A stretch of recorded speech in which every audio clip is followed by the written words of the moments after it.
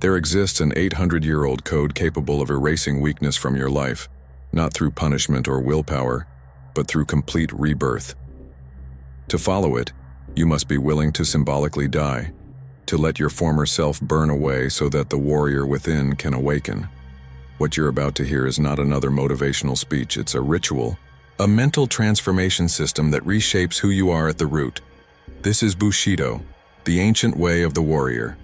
It forged men who feared nothing, who held unbreakable integrity, and who faced temptation with silence instead of surrender.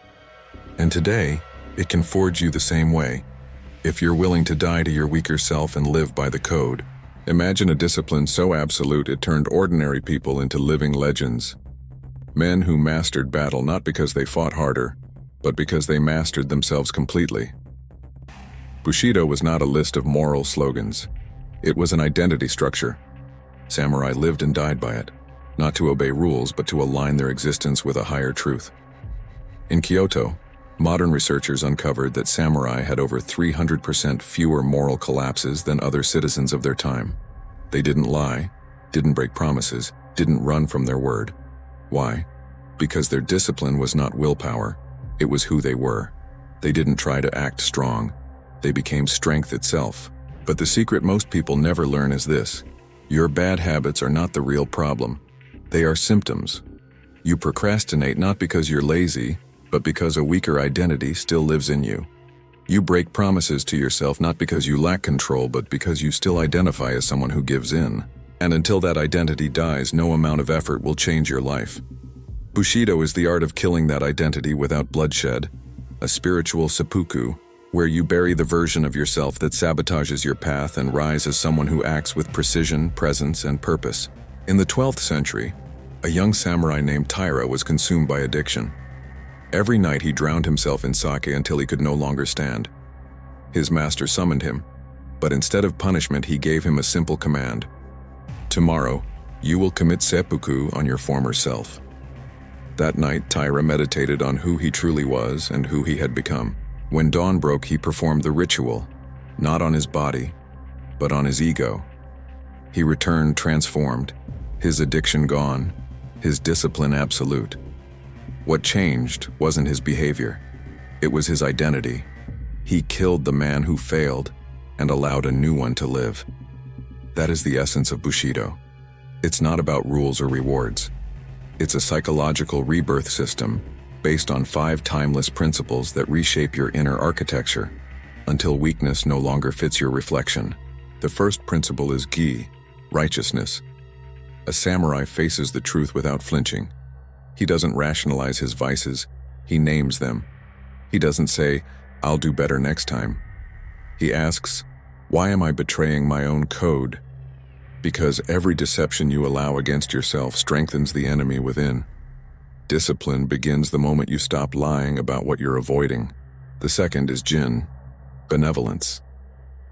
True discipline is born not from self-hatred but from self-compassion. Most people fail to change because they attack themselves with guilt, turning progress into punishment. The warrior understands this war is not against the self but for the self. Compassion is the fire that purifies, not the whip that wounds. When you correct your flaws from a place of respect rather than resentment, transformation becomes permanent. The third principle is rei, respect. The samurai treated himself as he would a master, with reverence, precision, and discipline. You cannot demand excellence from yourself if you secretly believe you're unworthy of it. You rise by honoring your own potential as sacred. Ask yourself honestly, would you allow someone you deeply respect to live with the habits you currently tolerate? Then why do you allow it for yourself? The fourth is Makoto, sincerity. This is the mirror of the soul. No filters, no excuses. Most people run from this mirror their entire lives. The samurai sought it daily. They sat with discomfort until truth revealed itself. They wrote their vices in ink and faced the price of each. Wasted time, fractured confidence, diminished spirit. Brutal honesty is not cruelty. It's liberation. The moment you can see the full cost of your weakness, change is no longer optional. It becomes inevitable. The fifth and final principle is Meiyo, honor. the crown of the code. To live in such a way that every action reflects your values without needing to announce them. Honor is invisible integrity, the silent alignment between who you are and what you do. Each morning imagine you are a character in an ancient epic, a warrior who has conquered weakness, rebuilt himself, and lived with absolute presence. Then ask, what would that warrior do today? Because that warrior is you, waiting beneath the noise of doubt, waiting for your permission to rise. Centuries later, science caught up to what Bushido already knew. A Stanford neuroscientist found that lasting transformation doesn't begin with changing habits. It begins with changing identity. The brain acts in harmony with the image it believes itself to be. See yourself as disciplined, and your neural pathways strengthen every behavior that confirms it. See yourself as weak, and your mind sabotages your own progress to remain consistent with that identity. That is why Bushido begins with rebirth. You must first die to the image that fails you, and when you rise again, your new actions will follow naturally. But the samurai didn't just think about transformation. They trained it every single day through ritual. One of their most powerful practices was called the morning zazen of ego death. Every dawn they sat in silence before sunrise. They breathed deeply and let their thoughts drift by like smoke.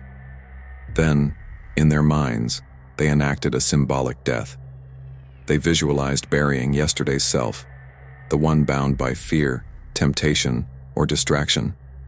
With each exhale, they let go of that identity. With each inhale, they resurrected a new one, pure, calm, and ready to act with honor. After meditation, they performed a sacred reflection through 3 questions. If I were to die today, would I be proud of how I lived? What habits would I take to the grave that betray my code? If I were reborn now, how would I act differently? This was their daily reset, a psychological cleansing. They didn't wait for New Year's or tragedy to change. They died and were reborn every single morning. Each sunrise was a new lifetime to live with integrity. This practice dismantled fear itself. When you die daily, the fear of death loses meaning. When you bury weakness each morning, bad habits stop defining you. Every day becomes a clean page in the book of your character. That's why their courage on the battlefield wasn't about recklessness. It was the calm of someone who had already died once before dawn. You can adapt this ritual now. 10 minutes of stillness each morning. Sit upright. Breathe in through your nose, out through your mouth. Picture the person you were yesterday. The one who avoided the task, broke the promise, indulged the distraction. Let them fade. Feel the weight lift as they dissolve into nothing. Then see yourself rise again, lighter, sharper, free. When you stand up, walk as if your life just began. Because it did.